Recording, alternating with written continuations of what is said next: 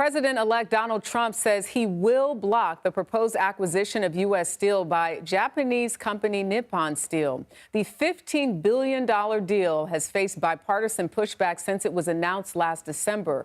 President Biden also says he opposes the merger. However, the White House gave the companies a 3-month window to convince the federal government that the deal is best for everyone. That window closes later this month. Trump wrote on his Truth Social platform late Monday, "I am totally against the one great and powerful U.S. Steel being bought by a foreign company through a series of tax incentives and tariffs. We will make U.S. Steel strong and great again." CBS News MoneyWatch correspondent Kelly O'Grady joins us now. So, Kelly, first and foremost, give us a little back history of this and why it's so controversial.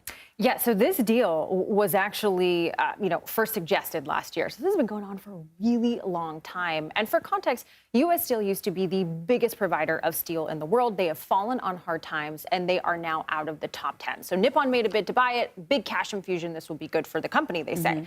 The Biden administration, the Trump campaign, the Harris campaign even, they were all against it. And so Biden was actually going to block it. And then they got that 3-month reprieve where the Committee on Foreign Investment in the United States, we call that CFIUS, will make a recommendation of whether this would risk national security. And the reason why this is so controversial is the idea of a foreign-owned company, right? This is Japanese-owned, right, having control of such a critical element in our steel supply chain. It's looked at as an economic and national security risk. I know Japan's our ally, but the idea is, look, I mean, this is so important to domestic manufacturing, and some people say it should be U.S. owned. And at a time where we see so many imports coming in from China and other places, there is this feeling of people wanting to protect something that seems to be, U.S. all the way. But what happens if the deal is blocked? This is going to put U.S. Steel in a very tight spot. So Nippon has committed billions of dollars to help the company move forward. And U.S. Steel has come out and they said, look, if we don't get this done, we're not sure what the future looks like. And they've said that they could even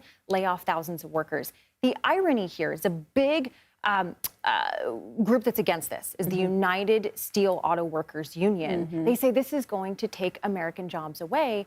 If the deal doesn't happen, American jobs could be lost anyway. We saw how President-elect Trump feels about this, but could this deal be done before he gets into office? Potentially. Okay. So that CFIUS review that I mentioned, the deadline is December 23rd. And so President Biden has said he will not approve this deal unless there's the okay from CFIUS and the union supports it. So if we can get CFIUS, if we can get the union behind it, and you can get all of the paperwork through by the time that President Trump or President-elect Trump takes office, you could. But I will tell you, Dariga, I used to work in mergers and acquisitions. That is a challenge I would not wish on anyone during the holiday season. I was going to say right around Christmas. We'll see what happens. To be continued. Kelly O'Grady, thank you. Of course.